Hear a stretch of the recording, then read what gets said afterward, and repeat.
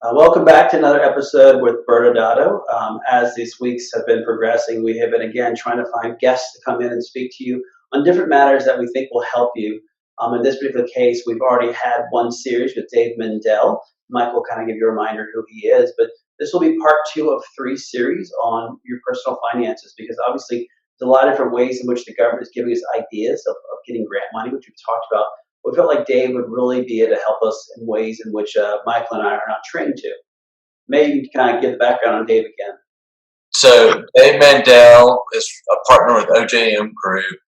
Dave, like Brad mentioned, spoke in part 1 of this 3-part series. We work with OJM Group quite a bit, and one of the things that we just really appreciate about them is their dedication to education. And so Dave, many of you have seen speak. He's been giving webinars quite a bit during this pandemic, and during normal times is on the podium, and we've shared the podium with him many times and just really value his perspective. Dave is also an attorney, which brings a higher level of fiduciary responsibility for someone who's also giving financial advice. So we hope you enjoy this episode, and like his previous one, this will be more like a webinar than it is a typical one. So please spend the time and energy that you need, or dedicate the time and energy you need to watch it. Hope you enjoy. Thanks, guys. Appreciate being here and helping folks related to ByrdAdatto. I really like working with you guys, and happy to present part 2 of my 3-part series on your personal finances during the COVID-19 crisis. 6 actions to take now. Let's dive in. So part 1, which you may have seen. If you haven't seen it, look around the Banter homepage there, and you should be able to find part 1. I'll summarize this in a minute, what I covered on part 1, which was actions number 1 and number 2. The concept being, don't go at it alone when it comes to making important financial decisions, investment decisions during this crisis. It may cause more stress and lead to bad decisions. You want to be in regular communication with your financial quarterback. That's a term we use at OJM Group, which is a football term. It basically means someone who has a good sense of everything that's going on with you financially and can help you make rational, good decisions. They should be professional. They should be data-driven. They should be non-emotional. And one of the things you should be working with your financial quarterback, hopefully they can help you with, is getting a long-term perspective. And I talked about a macro perspective, looking at the last 120 years of the stock market and what happened in 2009, and getting some sense that we've been here before. Maybe not exactly what we're going through today, but the idea of a crisis and a shock financially is not new. And if you get long-term data, it may make you more calm and be able to make good decisions. And then the other part of it is looking at long-term, but on a micro level, your personal specific financial plan, your financial model, your retirement model. And it's not a piece of paper. It should be something that's software driven, that you can plug in new numbers, plug in new assumptions, look at best, medium, worst case, and get a sense of where you're going long term. And again, I think that can lower stress for the short term because there's so much uncertainty for the next 6, 12, 18 months. So those are actions number 1 and number 2. Action number 3 would be make tactical investment adjustments or don't. And again, this downturn, you got to look at it as an opportunity. It's an opportunity for everybody, either to do something or refrain from taking action.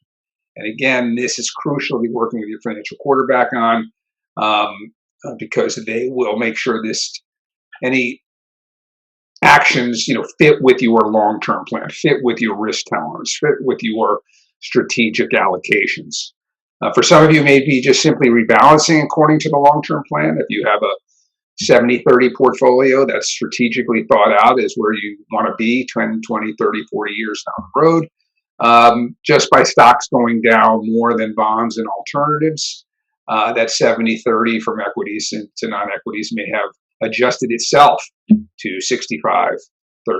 And so they need to rebalance that so you have more in equities, and that makes sense, and it actually is beneficial because when the values go down and you can allocate more, that means when eventually it comes up, you're participating more in that upside. We're doing a lot of that for our clients in all of our different models based on risk tolerance.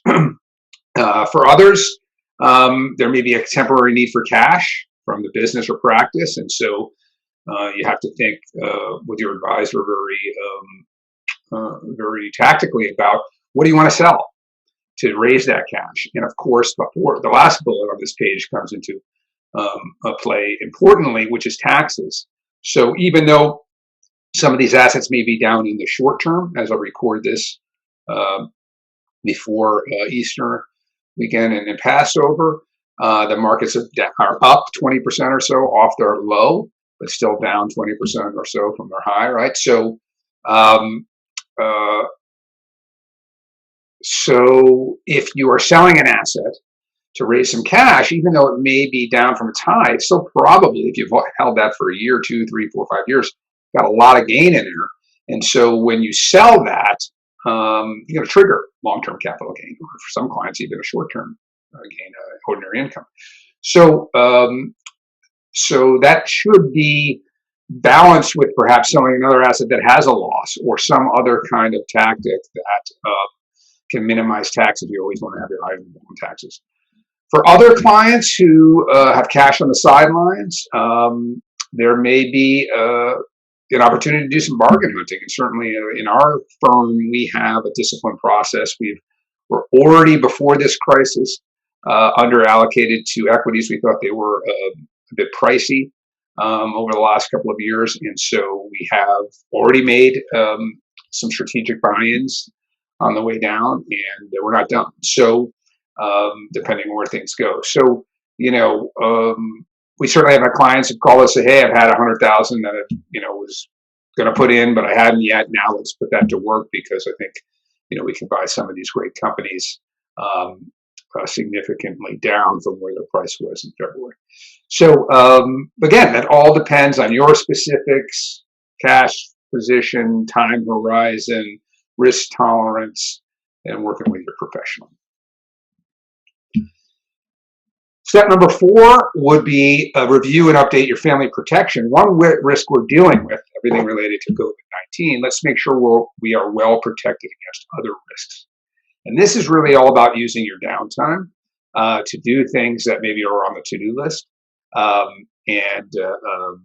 that you have time, a lot of our physicians our practice is closed for the first time ever.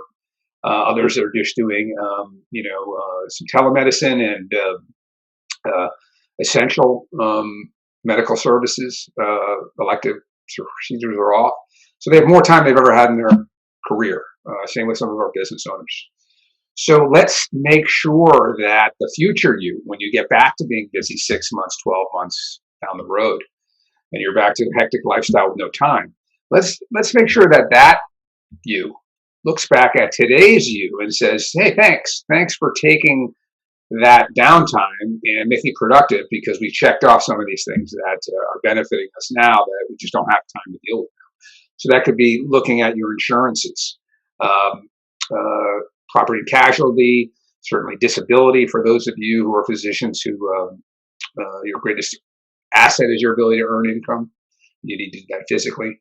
Life insurance for a death benefit point of view, in terms of, do you have the right coverages? Hey, listen, this is a good time to look at that for yourself or family members.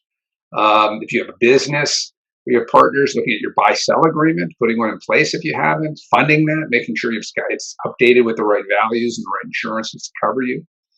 And then you can see here in bold, looking at life insurance as an asset class to invest in from a permanent insurance. We've got a number of chapters on this, pros and cons, kind of some case studies in our new book, which I'll talk about at the end.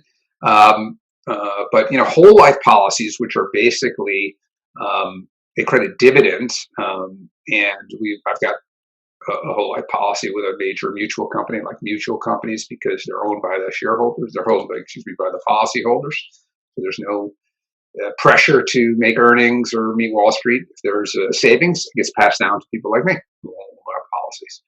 So whole life policies from the major companies crediting dividends this year, 5-6%. Remember, in life insurance policy, that's tax-free. And if managed properly, it can come out tax-free. So 5 or 6% tax-free return this year looks pretty good when the rest, pretty much all other assets are down 15, 20, 30%, right? So this is the kind of thing